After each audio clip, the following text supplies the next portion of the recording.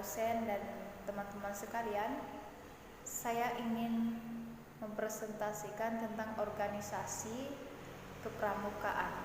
Untuk itu, izinkan saya untuk memperkenalkan diri. Nama saya Katerina Wulandari Nikasari, biasa dipanggil Rina, NPM 193043. Nah, di sini saya akan menjelaskan tentang organisasi dalam kepramukaan. Kita mulai saja.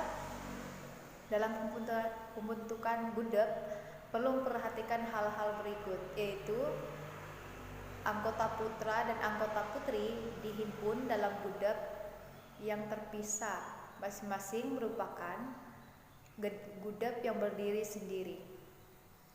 GUDEP sebagai wadah keanggotaan bagi peserta didik dapat berpangkal di lembaga pendidikan umum dan agama seperti sekolah kampus, perguruan tinggi, dan asrama, kelurahan, desa, dan rukun warga. Selanjutnya instansi pemerintah dan swasta. Selanjutnya perwakilan RI di luar negeri. Nah, itu saja yang perlu diperhatikan. Selanjutnya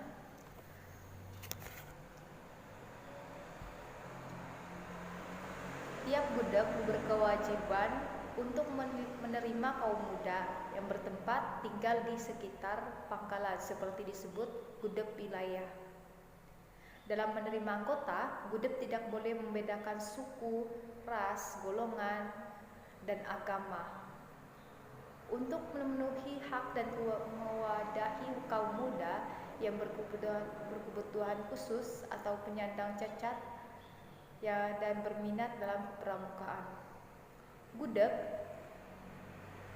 Pramuka Luar Biasa adalah satuan dari organik terdepan gerakan pramuka yang menghimpun anggota pramuka yang berkebutuhan khusus atau penyandang yang mengalami gangguan fisik, emosi, perilaku, dan sosial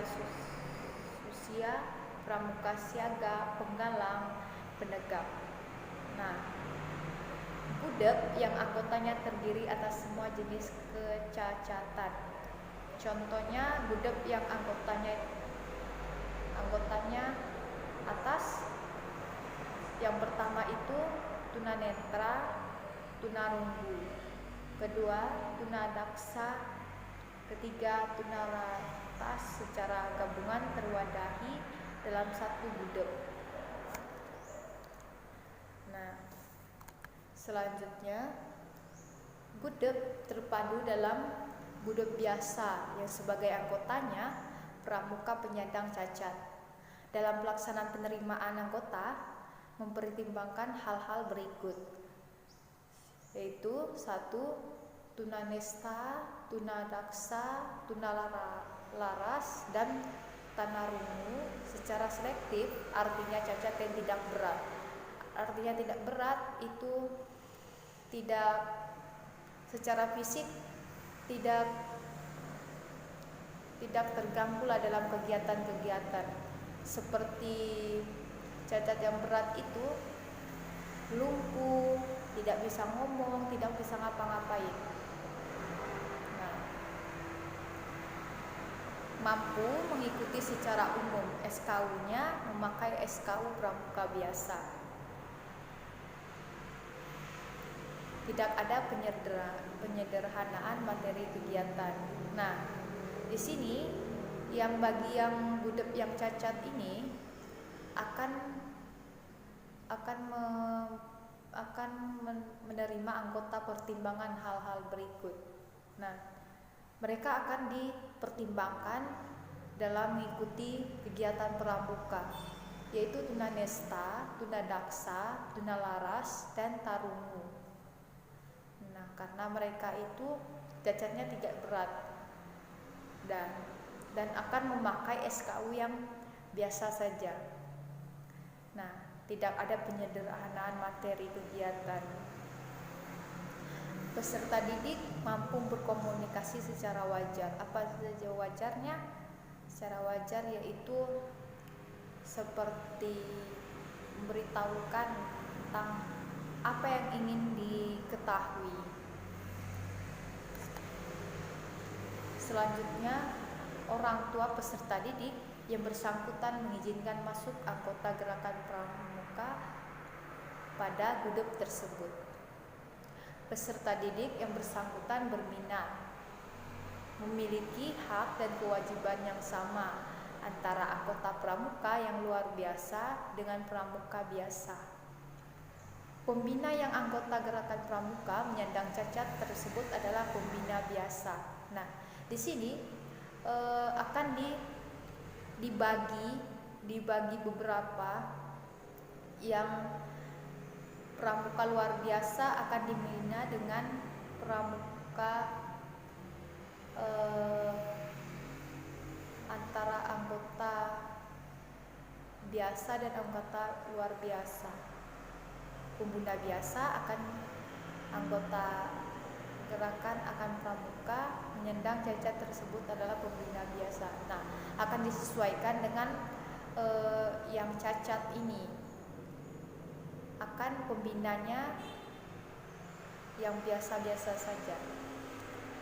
Nah, lalu apabila ada kesulitan akan berkomunikasi dengan sekolah terdekat. Seperti ketika ada keluhan atau ada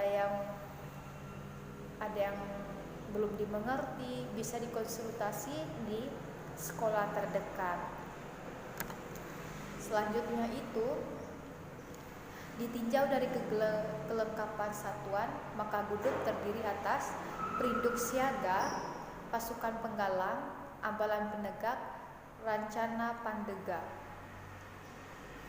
Kedua, gudeg tidak lengkap adalah pangkalan keanggotaan bagi anggota muda. Anggota dewasa muda yang anggotanya hanya terdiri atas 1, 2, atau 3 golongan. Contoh, gudeg yang berpangkalan di sekolah dasar yang hanya memiliki perinduk, siaga, dan pasukan penggalang saja. Nah, gudeg yang berpangkalan di sekolah menengah atas yang hanya memiliki ambalan penegak, itu kita masuk dengan struktur organisasi. Gugus depan lengkap dalam satuan pramuka, terdiri atas perinduk siaga, pasukan penggalang, ambalan penegak, rencana pandega, tim pembina satuan, pembina gugus depan kehormatan gugus depan, badan pemeriksa keuangan gugus depan. Nah, itu saja yang perlu diperhatikan oleh para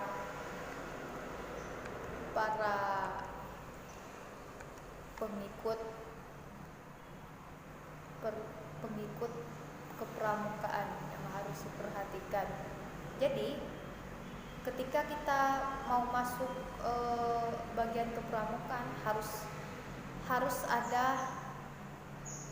kehendak sendiri untuk mengikutinya, ada hak sendiri dan harus konsultasi dengan orang tua dan perlu mengikuti aturan-aturan yang telah ditetapkan. Dan itu dari saya. Apabila ada kesalahan ataupun penjelasan yang kurang jelas, saya mohon maaf. Terima kasih, salam jumpa.